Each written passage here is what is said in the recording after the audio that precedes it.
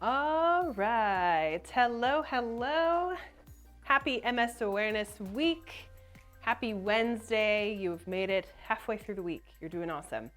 Well, here I am again. We are on day 15 of March. We are in the middle of MS Awareness Week.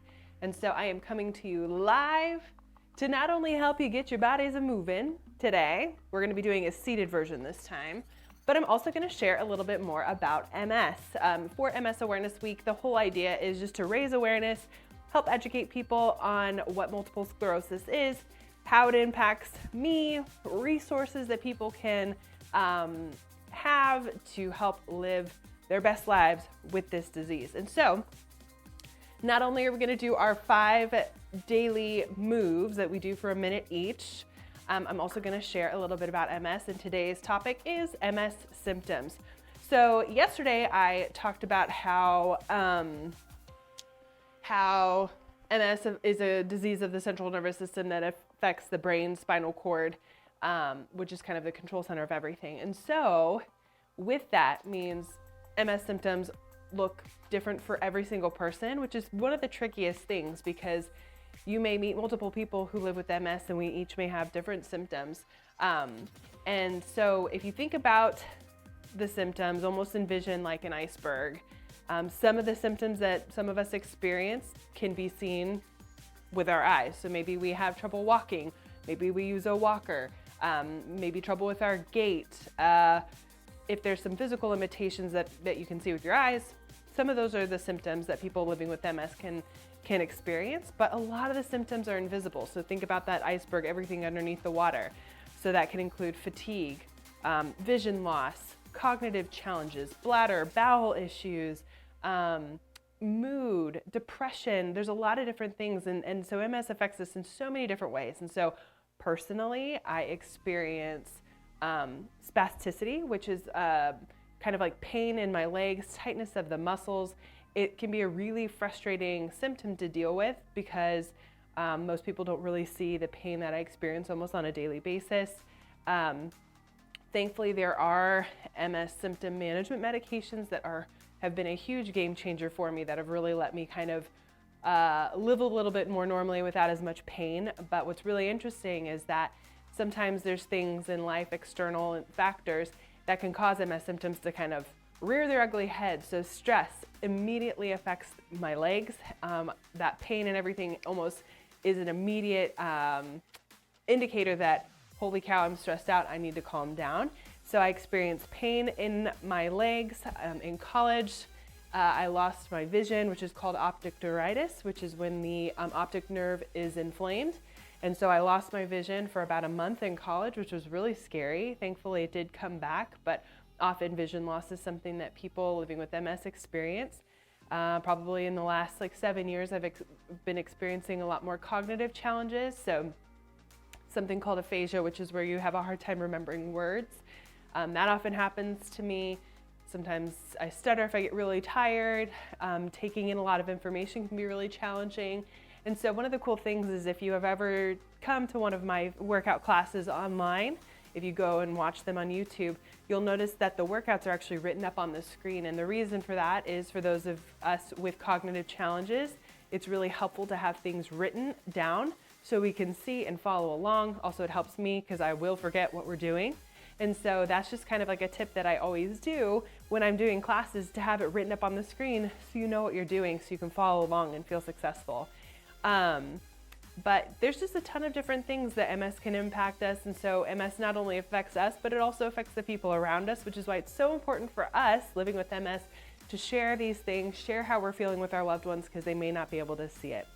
So just wanted to share a little bit of information about MS symptoms.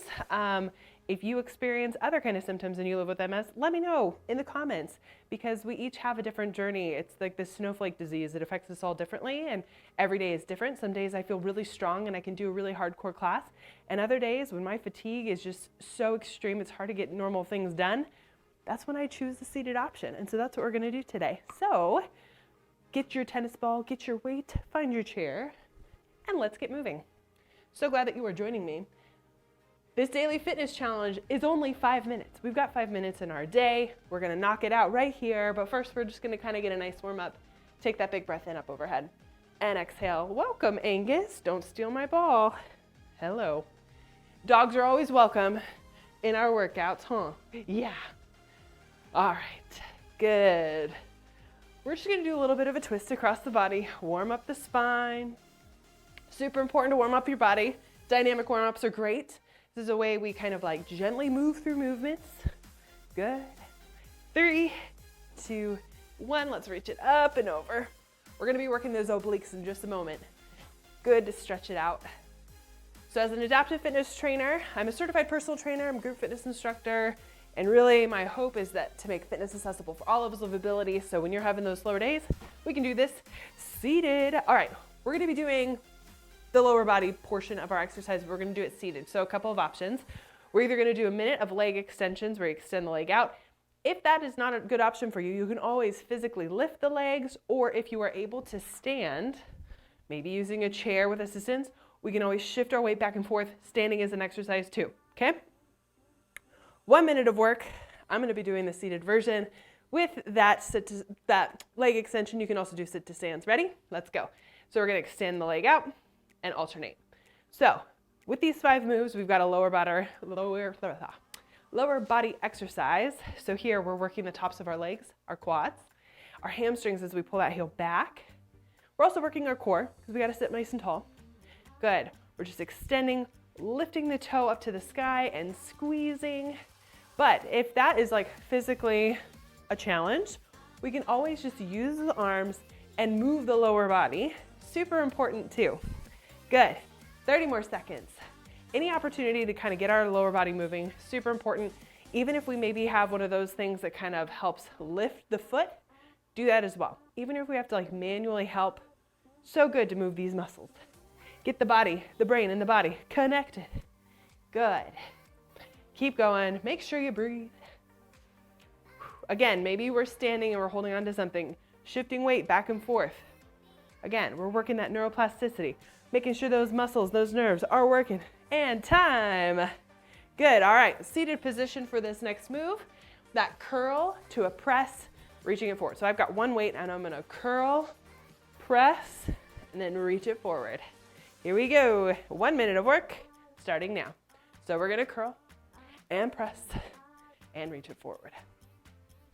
So what I like about using one weight is sometimes for some of my folks that I do classes with, they may have an affected side, meaning one side is weaker or maybe not as much function as the other side. And so when we're able to hold on to that weight with both arms, the strong arm helps kind of assist getting the other arm up. So it's super cool.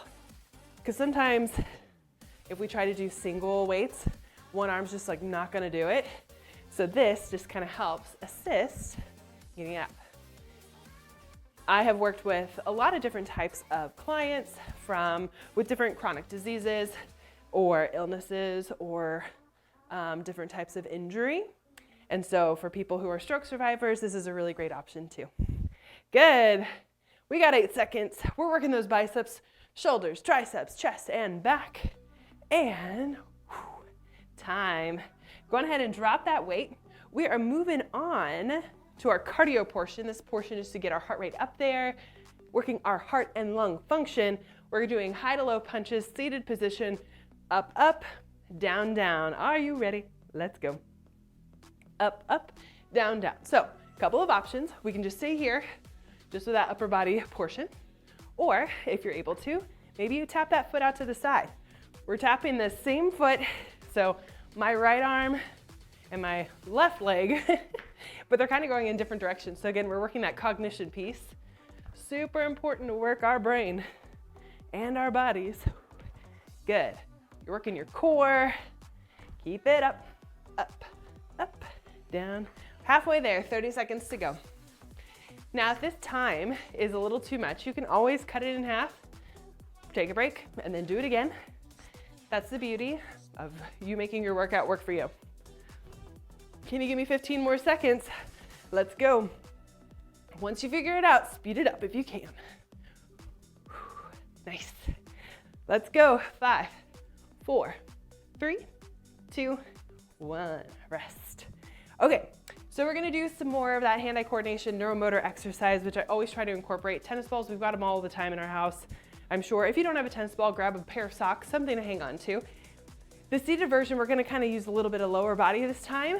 So sometimes I'll do with my arms, but we're also gonna do something with our legs. So we're gonna start off just kind of extending those arms, reaching the ball up overhead, and then in front. We'll be here just for a little bit, and then we'll work the lower body. Good. Reach it up overhead. Switching each time, hang on nice and tight to that ball. Perfect. All right, this time we're gonna hinge forward, bring the ball underneath those legs, sit up nice and tall. Good, keeping the back flat, under the legs. This hinging motion, super good, super important. Working our postural muscles, those backside. Good, last one here. Legs come wide. This time we're going figure eights. Channel that inner basketball player, under, over, under, over. We're working core, hand-eye coordination. Once you figure it out, speed it up. Let's go. 15 seconds to go. Under, over, under, over. You got it. Work that core, work those hands. 5, 4, 3, 2, and 1. Nice. Last exercise. I'm telling you, 5 minutes, you can do this. We're going wood chop presses. Arms are up overhead, and then we're gonna twist to the side, reach it up and twist. You can do this with weights or with a tennis ball. I'll stick with my tennis ball just because I've got it in hand. I can interlock those fingers together, reach it up and twist. So now you kind of been able to see, here's the seated version for those days if we're feeling a little bit more fatigued, or if this is the option that works best for you, awesome. You know, I've learned over the last 17 years of living with MS that I have got to learn to listen to my body. On those days when I have a lot of pride and I want to do everything, I pay for it. I got to know, listen to my body.